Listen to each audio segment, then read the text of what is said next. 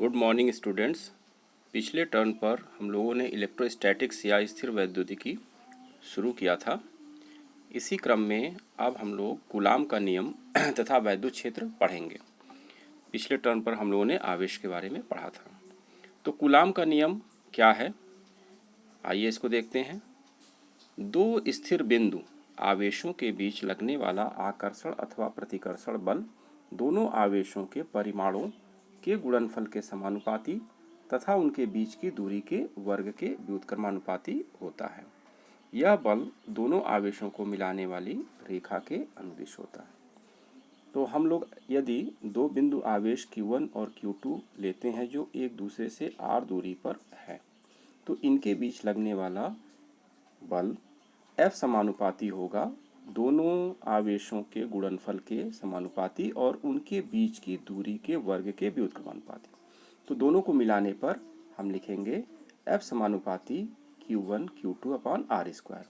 समानुपातिक चिन्ह हटाएंगे तो हम यहाँ पे लिखेंगे F is equal to K Q1 Q2 upon R square, जहाँ K नियतांक है जिसका मान 9 इंटू 10⁹ न्यूटन मीटर स्क्वायर प्रति कूलाम स्क्वायर प्राप्त होता है जब दोनों आवेश निर्वात में स्थित हों।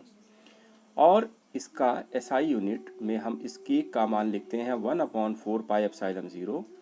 तो यह हमारा जो समीकरण है या जो हमारा सूत्र है यह लिखा जाएगा F is equal to 1/4πε0 Q1 Q2 upon R square. इस तरह से हम इस सूत्र को लिखेंगे। अब यहाँ एप्सिलॉन 0 क्या है?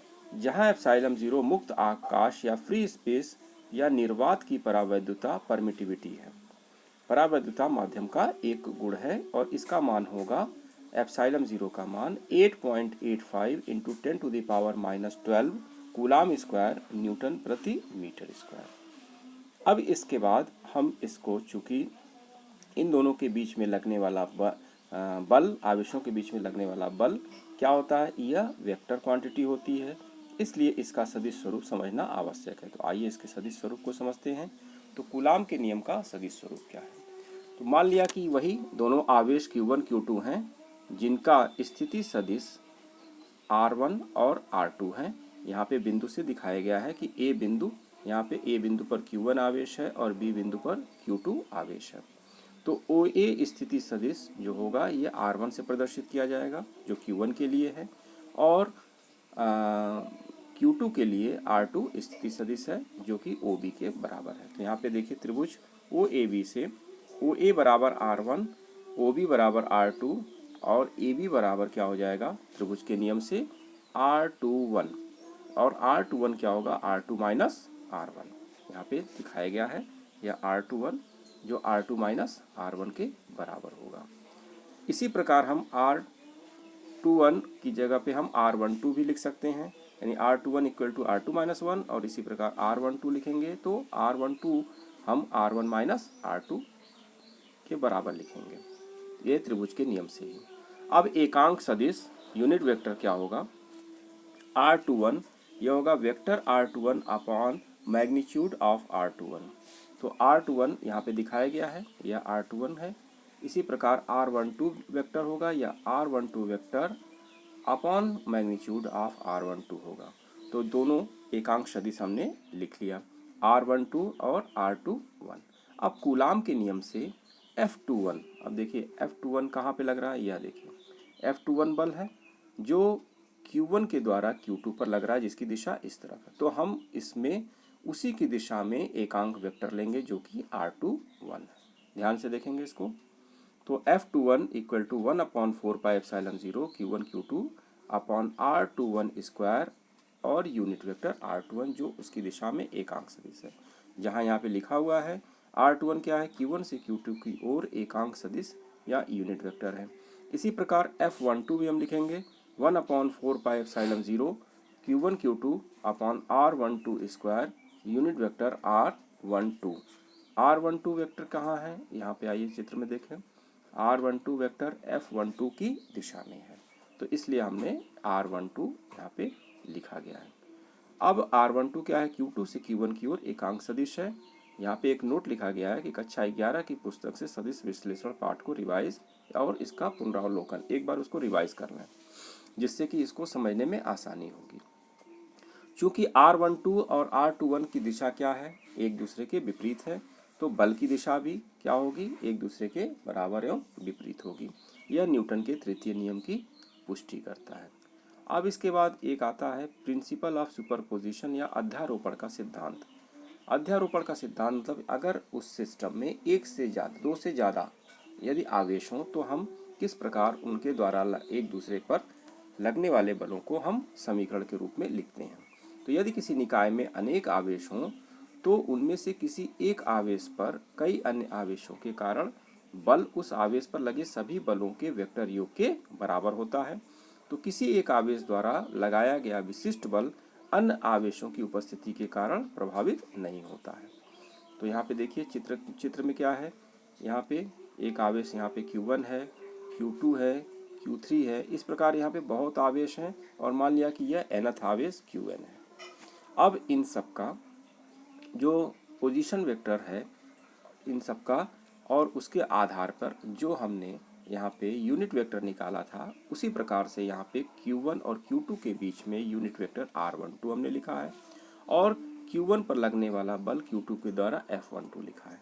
यानी हम Q1 पर लगने वाले बल को पहले लिखेंगे। इसी प्रकार देखिए Q3 के द्वारा लगने वाला बल Q1 पर F13 है और इसकी दिशा में R13 वेक्टर है। इसी प्रकार nth द्वारा Q1 पर लगने वाला बल इस nth आवेश के द्वारा F1n है और इसकी दिशा में लगने वाला वेक्टर R1n है। तो आइए हम समीकरण को लिखते हैं। तो F1 बल इन सभी बलों के योग के सदिश योग के बराबर होगा, यानी F12 प्लस F13 प्लस इसी प्रकार करते हुए F1n के बराबर होगा। तो सब में 1/4πε0 कॉमन होगा, इसको बाहर लिख लेंगे। अब F12 क्या है, अभी हम लोगों ने लिखा है Q1 Q2 upon R12 square और उसकी दिशा में यूनिट वेक्टर R12। इसी प्रकार F13 यानी तीसरे आवेश के द्वारा लगने वाला बल Q1 Q3 अपॉन R13 और unit vector R13 plus plus ऐसे हम दिखाते जाएंगे। यानी अगर चौथा होगा तो हम क्या लिखेंगे Q1 Q4 upon R14 square और unit vector R14 plus nth आवेश के द्वारा लगने वाला बल Q1 Qn अपॉन R1n square unit vector R1n। तो यूनिट वेक्टर R1n यह दिशा दिखा रहा है कि Q1 आवेश पर लगने वाला बल nth आवेश के द्वारा R1n है।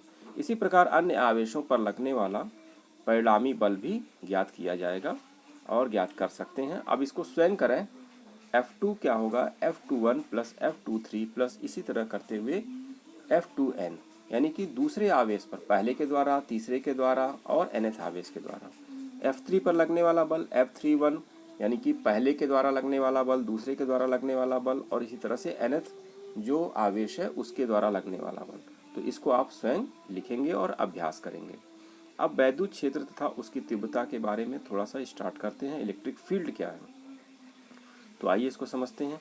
किसी आवेश अथवा आवेशों की श्रृंखला के चारों ओर के उस क्षेत्र को जहां कोई अन्य विद्युत आवेश आकर्षण अथवा प्रतिकर्षण के बल का अनुभव करता है, यानी वह आवेशों के चारों ओर का क्षेत्र कि जब हम उस क्षेत्र में कोई आवेश लाते हैं तो उस पर आकर्षण या प्रतिकर्षण बल लगता है, तो उसको हम वैद्युत क्षेत्र कहते हैं।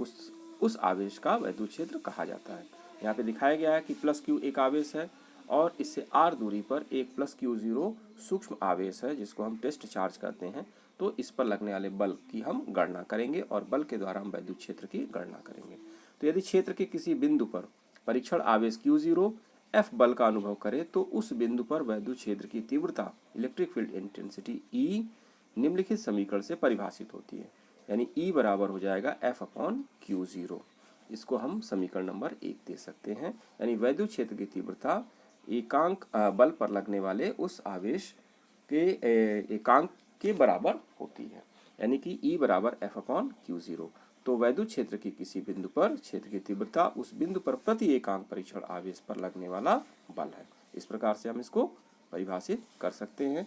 पुनः सुने कि वैद्युत क्षेत्र के किसी बिंदु पर क्षेत्र की तीव्रता उस बिंदु पर प्रति एकांक परीक्षण आवेश पर लगने वाला बल है। अब यहाँ पे देखिए परीक्षण आवेश के बारे में थोड़ा सा लिखा गया है। परीक्षण आवेश Q0 परिमाण में इतना छोटा होता है कि उस स्थान पर क्षेत्र की अवस्था में कोई परिवर्तन नहीं लाता है। यानी परीक्षण आवेश धनात्मक लेने की परिपाटी कन्वेंशनली हम इसको हमेशा धनात्मक लेते हैं।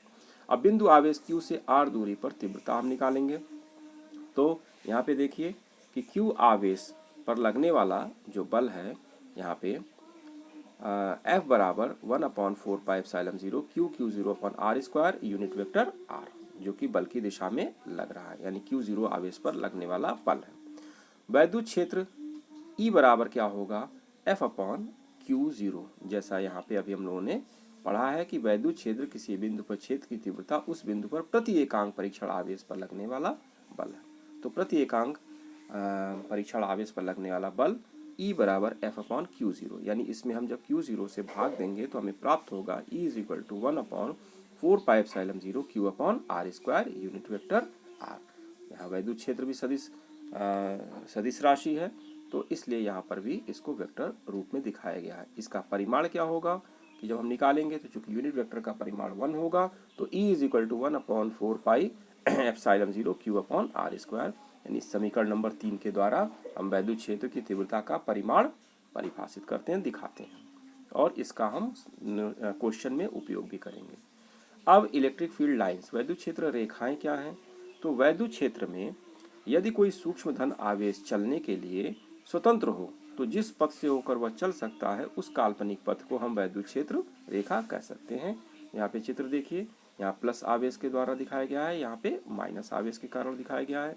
तो एक धनावेशित बिंदु आवेश से उत्पन्न वैद्युत क्षेत्र रेखाएं यहाँ पे दिखाई गई हैं, और ऋण आवेशित बिंदु आवेश से उत्पन्न वैद्युत क्षेत्र रेखाएं इस प्रकार दिखाई गई हैं, और दोनों वैद्युत ध्रुव बनाते हैं। यानी अगर प्लस और माइनस अगर हो बराबर एवं विपरीत कुछ दूरी पर तो इस प्रकार से हम इसको दिखा सकते हैं। यानी प्लस से वैद्युत क्षेत्र या वैद्युत रेखाएं बाहर की तरफ निकलती हैं और माइनस की तरफ यहाँ पे उसकी तरफ माइनस की तरफ आती हैं।